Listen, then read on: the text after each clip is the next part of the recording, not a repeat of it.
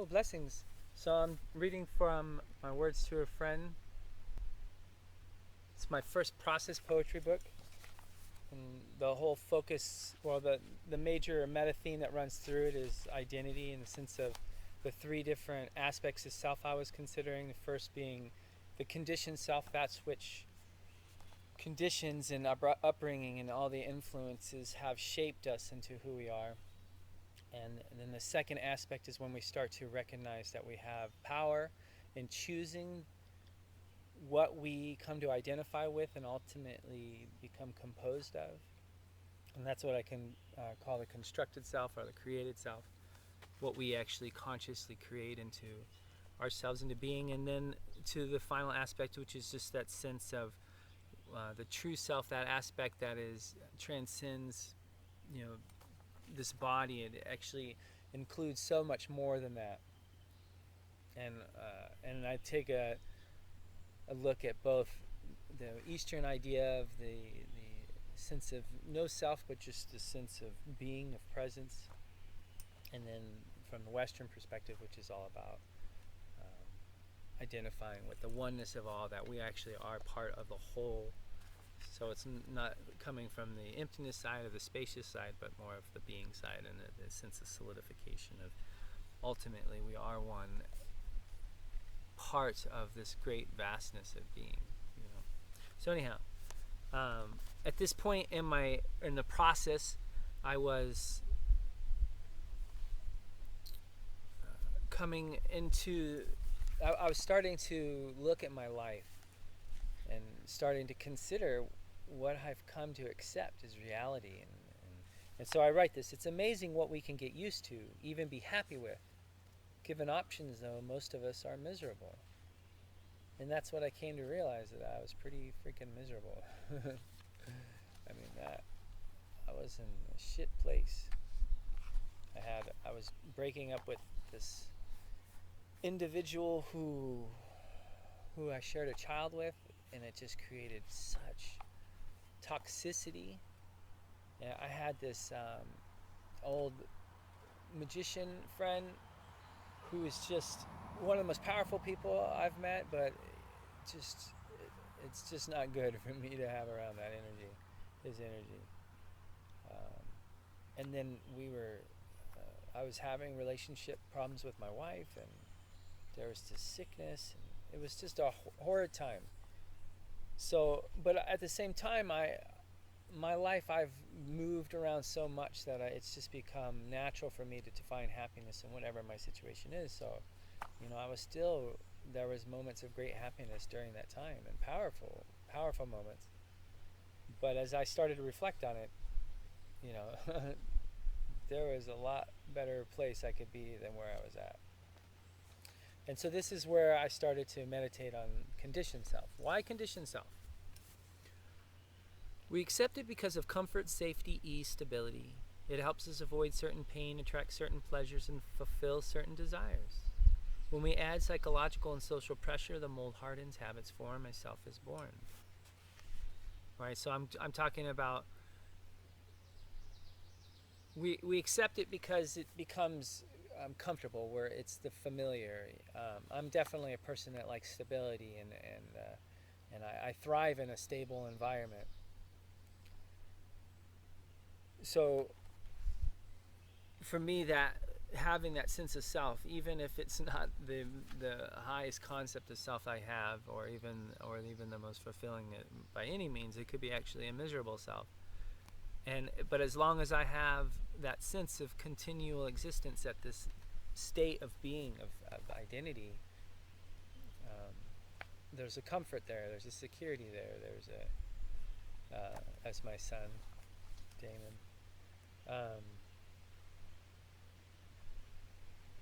sense of stability. And so it helps us avoid certain pains, and invite certain pleasures, and we get some desires get fulfilled through that identity. And so, in a sense, there's enough sugar, there's enough sweetness to allow this identity to coexist and to coalesce into the sense of I. All right, so then but here's some signs of a conditioned self, right? There's fear, there's uncertainty, there's conflicting desires, identity crisis, draining attachments, friction, anger, imbalance, unfulfilled, shallow, murky, pathetic. A monstrous ego devours appetite and a strong impulse towards anything that solidifies its views, opinions, beliefs, thoughts, and self-concepts, while having an even stronger repulsion from those things that challenge it. So the conditioned self for me is, it's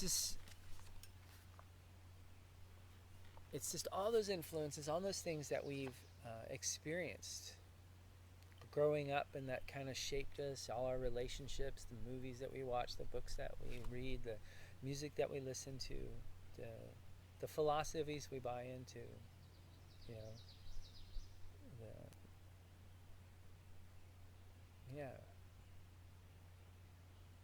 all those things are conditioned. And so when we start to really look into that, there's a lot of fear, there's a lot of attachment, there's a lot of clinging, there's a lot of yearning, there's just so much stuff that goes on.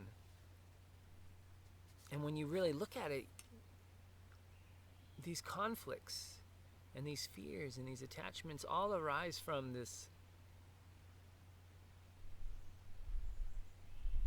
kind of plastic framework.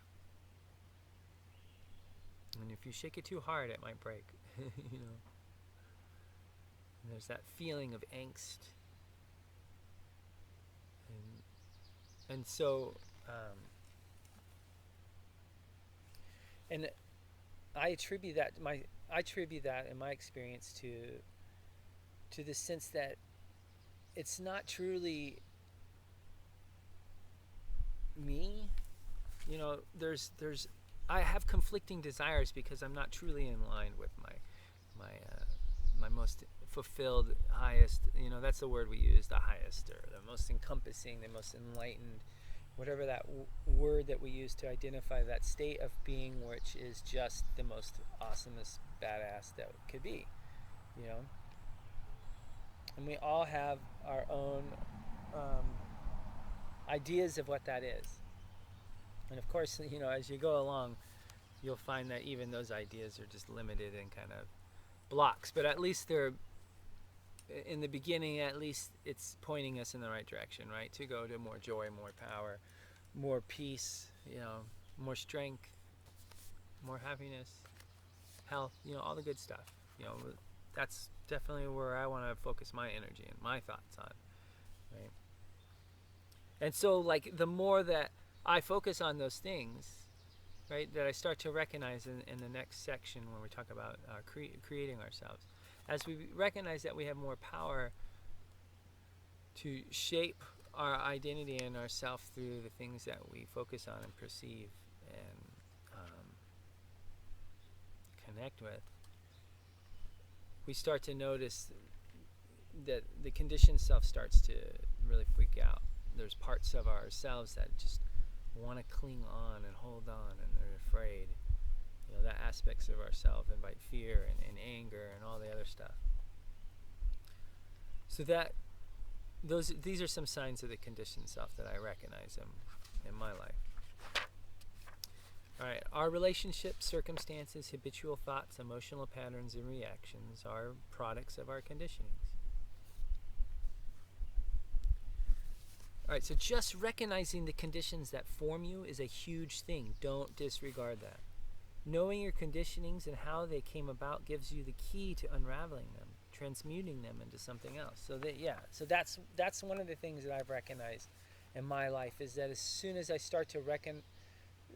I become aware and recognize what conditions brought this thought pattern or this belief or this characteristic or this behavior of mine, when I start to understand what were the initial circumstances and conditions that formulated this part of who I identify with, right? And so by just recognizing that, gives us a little power over it. It gives us the means to start to unravel it, to unlock it, to dissolve it, however you work with overcoming issues and cultivating yourself, whatever works best for you. So so that, don't disregard that when you start to. All right, and so here it is. Who gives a shit, right? That's the question that I might ask. And this is why I feel it's important to recognize our conditions, because let's just say you're just in this negative pattern with someone that you're in a relationship with. You don't want it, but you can't help it. The circumstances just keep rising. Maybe it's an argument, like a type of argument, or just a conflict, whatever it is. It just keeps popping up, and you don't want it. Like you're not thinking later on like, oh yeah, I'm glad I had that moment. I wish I would have done this, but rather it's that thought which goes, shit, man, fuck, I don't want that. That feeling, that sense of not wanting something in your life, but it's just part of who you are. So there's a moment.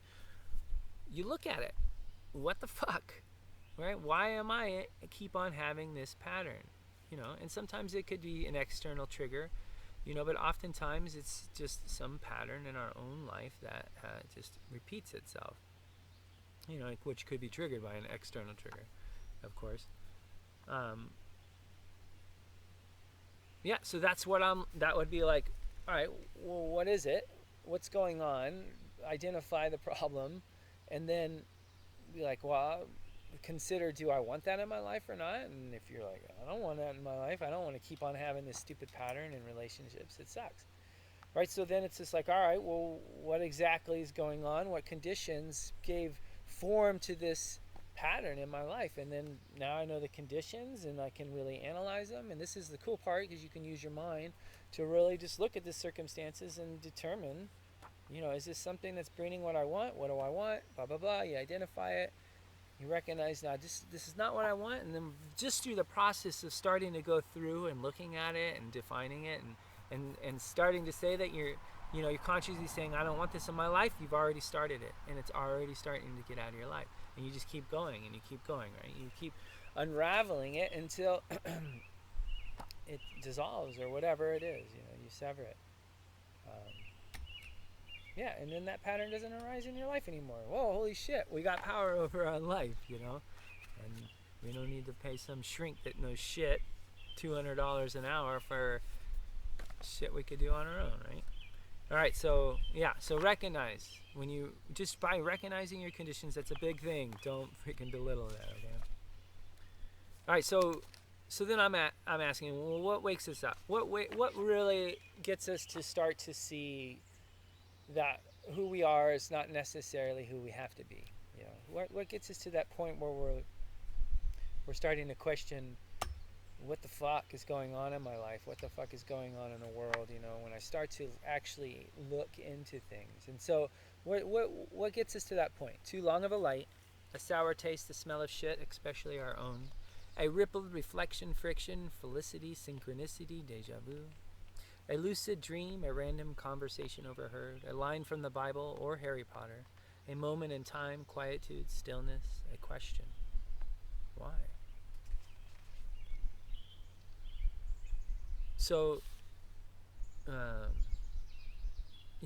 this poem could go on forever, because ultimately anything can rock the boat. Anything, just a freaking word, just a stub of the toe. I mean, anything. The sound of a loud noise when you're trying to be quiet. Anything can ultimately wake us up. So the point is just to just pay attention and seek to be aware as often as you can, and you'll find the more that you do that, you're already waking up. Waking up being that it's not like, well, we're asleep our whole life. No, and to me, waking up is a sense of just becoming more and more lucid in our life, so that we're totally present and in control with the conditions and energies that we have control of, So yeah, that's badass. Okay. So here, Yeah, I'll read it. I am not a musician. I'm not an artist. For that matter, I'm not even a good writer.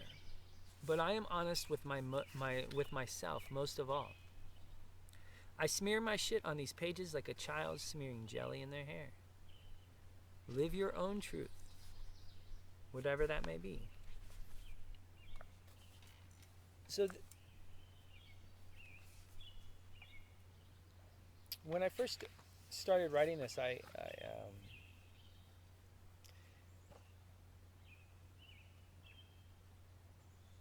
truly felt like I wanted to express something, but I didn't really have the means to do it. You know, I'm not a great musician. I would like to be able to utilize music in my life, but at this point, I know a little bit of the dig, and I could play the recorder and the hand drum.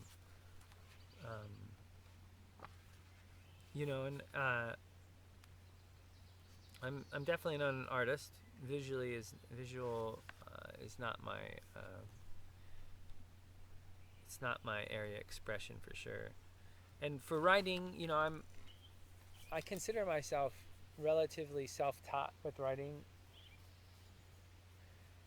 So it's got quirks, and the grammar I don't really I wasn't as familiar with, and so I felt like, yes, it wasn't being or but I'm honest with most of all is really the so just share these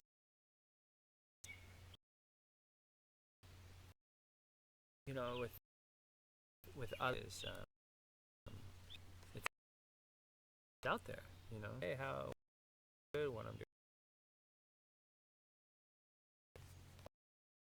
what I feel for.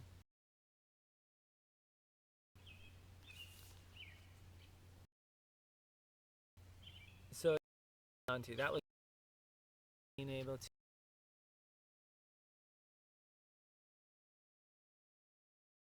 speak without even these not like issues. I'm not editing out, although sometimes my camera's messed up. But yeah, I'm unrehearsed. I'm just sharing what I share, and I'm not looking for anything like that. So that's to me one of the things that was really empowering for me, is to recognize that was something that I already embody and something that I can build on. And so that's of course what I